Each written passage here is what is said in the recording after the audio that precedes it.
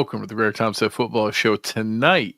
When we would normally go around the league and look at all the recaps of everything, producer Chris and I thought this would be a good opportunity to be able to look ahead for this Buffalo Bills season. We're heading into the bye.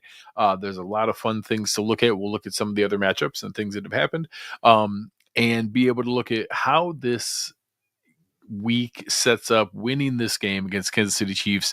What does the rest of the schedule look like? What are some of those other teams that we're chasing? What do their schedule look like? And how do we need to be able to set this up to continue to enjoy the fun and fantastic football that we've been able to take advantage of here? So without further ado, let's jump right in.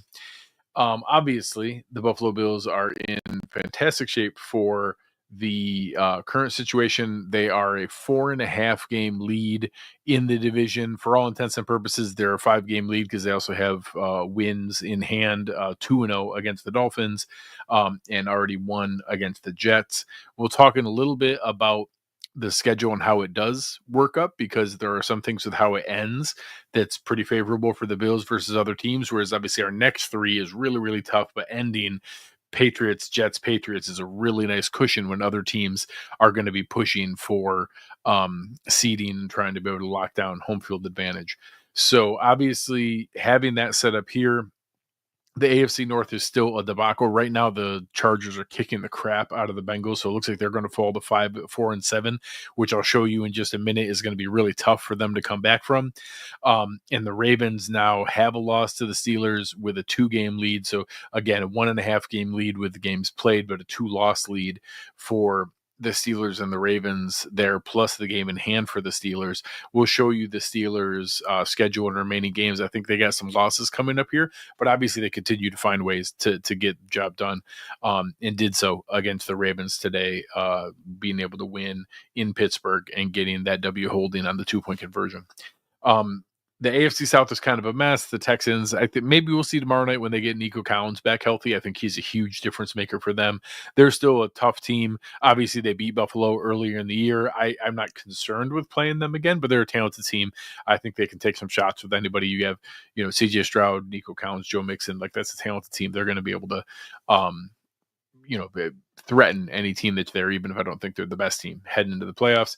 Obviously, the Kansas City Chiefs, they're still phenomenal. I think that they're the kind of team that if the Bills play them 10 times, I think each team wins 5 or 6. I don't think any team pulls away from the other. I would like for that follow-up game to be in Buffalo. We're going to spend some time tonight looking at how that could happen and where that lines up, but obviously still a fantastic team, and maybe one of the most underrated teams that isn't getting talked about is the Los Angeles Chargers. They're a really tough team. They're destroying the Bengals right now.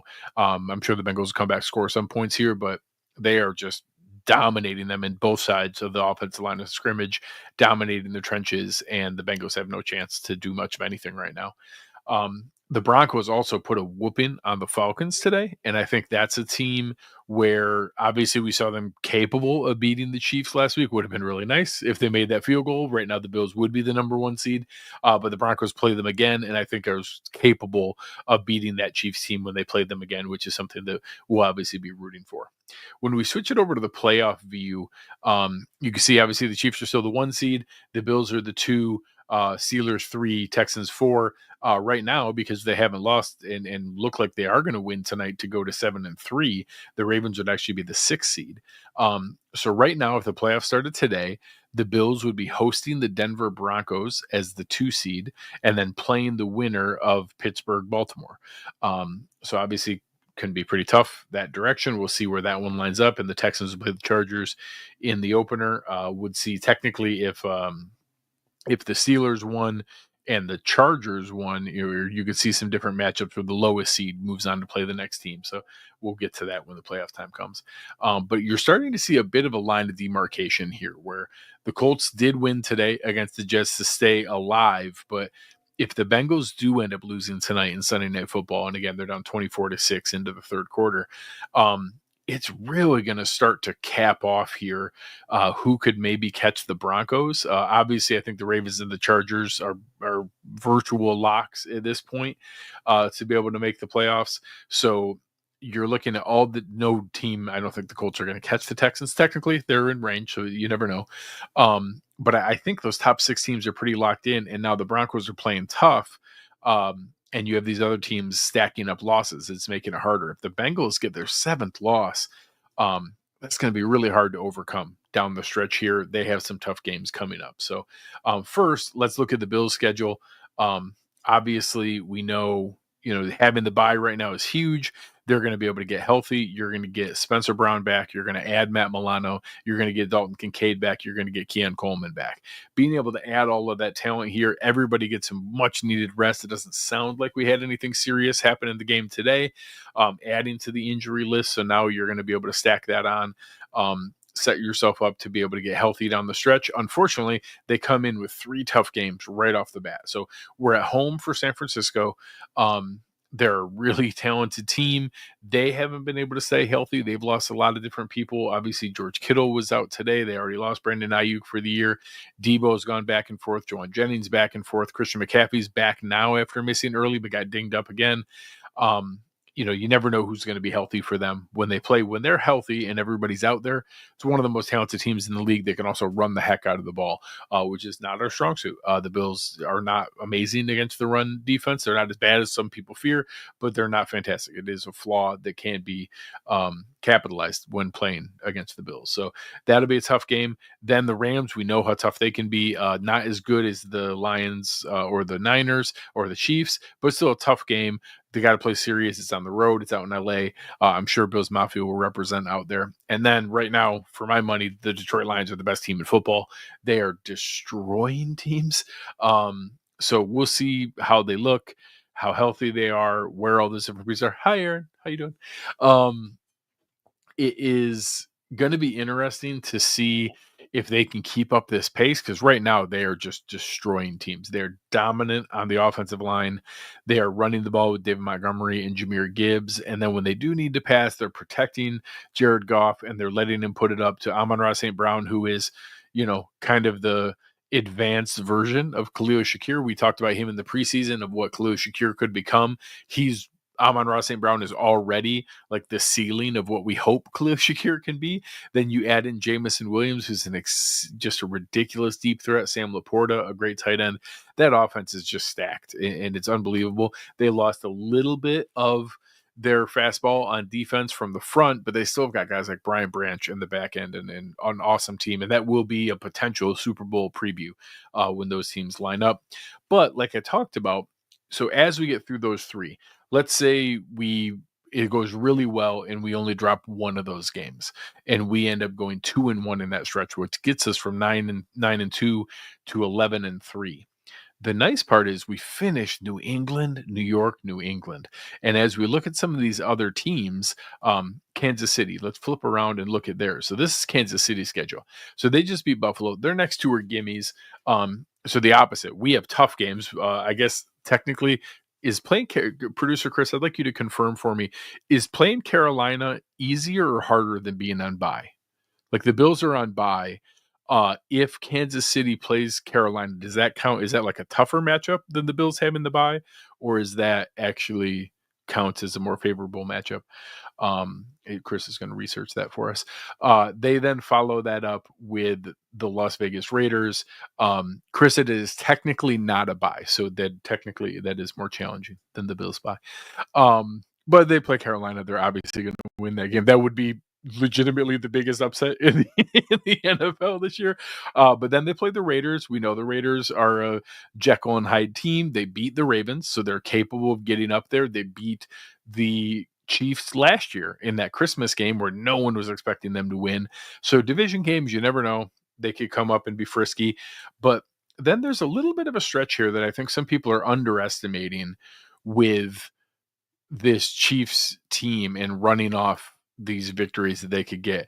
The Chargers are really tough. The Browns are not a great team. That's similar to, I don't expect them to lose Carolina, Las Vegas, or Cleveland. Those are kind of gimme games. But then it's Chargers, Browns, then Houston, at Pittsburgh, at Denver. So those games, like I said, I think the Bills are coming up where like 14-3 is in play. Like I think that's legitimately doable here. I don't think it's crazy to think that between division games with Las Vegas, Los Angeles, Denver, and then you add in Houston and Pittsburgh. I don't think dropping two of those is completely out of the question. And you're going to be in a position where we are playing New England, the Jets in New England, and have again, those aren't gimmies. They're division games for us. We got to take them seriously, but are very winnable games. The games of the Bills will be favored by more than a touchdown in all three of those. Um, they're going to have to play very serious. So they're not going to be able to take for granted that they have those games. If they drop one more, all of a sudden they're already tied. And then we have the tiebreaker because we beat them head to head. So it's going to make the gamesmanship and the strategy of those games a little bit tougher to be able to see. So I think it's going to be interesting to watch down the stretch here. We'll obviously be rooting like crazy for them to drop a game and find a way to be able to take that number one seed, get the bye in the playoffs, get home field advantage all the way through, all the benefits that come from being able to get that. I don't think it's likely right now. I'm not sure I would predict that it happens. I think it's most likely that the Bills will be the number two seed, just because the Bills have those tough games. And it's not out of the question that we could drop two. If we drop two, I do think that makes it a little bit tougher. If we get to 4 losses, I don't know that I see Kansas City losing 3 games. I think 2 is doable. I think they could absolutely finish 14-3. I think we could tie them at 14-3, and that we would have the tiebreaker with the win in hand. If we drop 4 and fall to 13-4 or worse, obviously, if we lose more than that, then I think our best case is the 2 seed, and then it brings some other things into play. So let's talk about some of those other things. The other sneaky team here is the Pittsburgh Steelers. So the Steelers right now are sitting at 8-2. They've already had their bye back in week 9, so they have to play 7 remaining games here. Again, Cleveland, it's a division game. You never know. It's a Thursday nighter. Yeah, it's this coming Thursday night.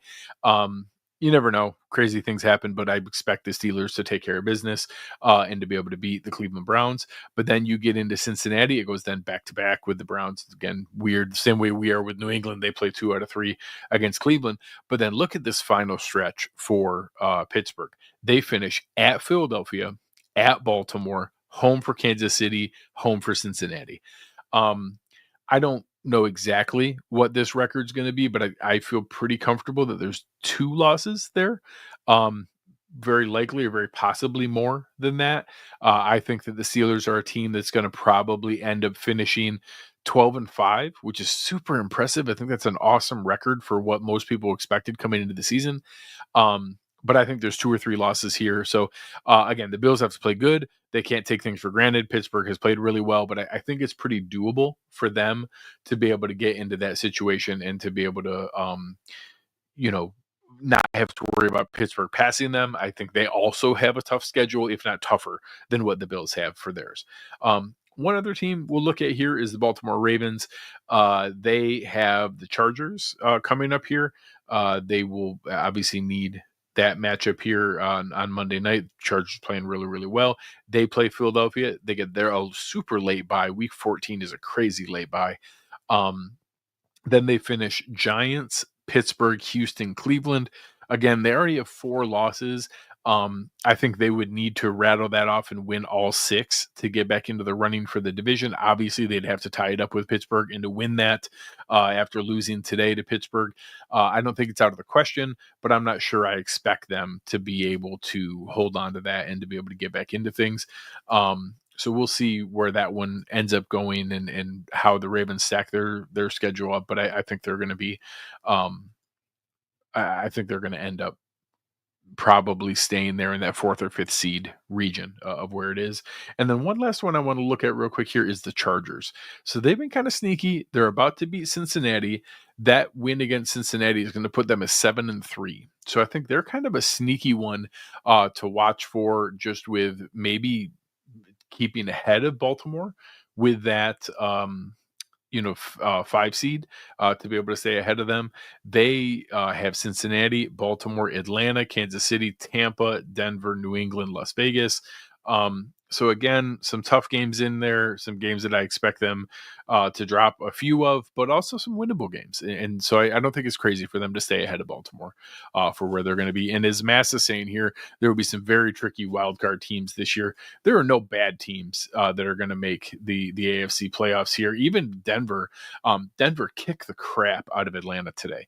Denver absolutely destroyed Atlanta today. Their defense is really good. They had Kansas City dead to rights last week, and obviously the blocked field goal they ended up not taking it home. It doesn't count. There's no horseshoes and hand grenades. There's no close victories in the NFL. There's no moral victories, but they're a good team, and they could easily upset somebody in the playoffs and give them a hard time. So I don't think there's any bad teams in the AFC playoffs. Certainly not these 7 teams. And even if Cincinnati went on a run, their defense is bad, but Cincinnati's offense is crazy. Like Cincinnati can still put up a ton of points. So there's no bad teams that are going to make it in the AFC, which also means that it's even more important to try to get that number 1 seed in that bye going into the playoffs. So I'm not going to go through and actually play with it and do it, but the ESPN already has their playoff machine up, so we can go through and look at and play with stuff like this in the coming weeks. We'll start to do these things. I'm not going to go through and do each game, but obviously with the Bills going through here, when you start to see some of these matchups, or if they're able to beat San Francisco, again, I think Kansas City takes care of business with the Raiders, but now you get into some of these games where if the Chiefs were to lose to the Chargers, all of a sudden the Bills can jump to the 1 seed. Even if the Bills dropped a game to the Lions, which, again, that's totally possible. They're a really good team, and Kansas City beats Cleveland and takes back the 1 seed.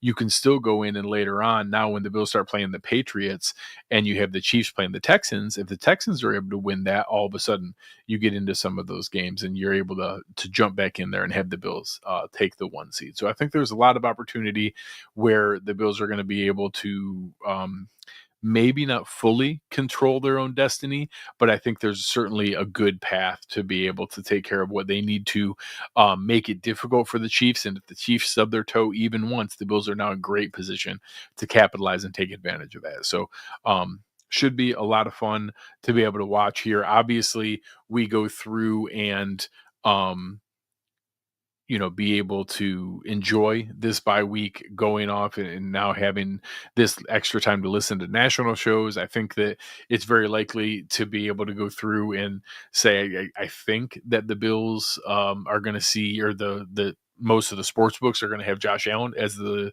MVP favorite.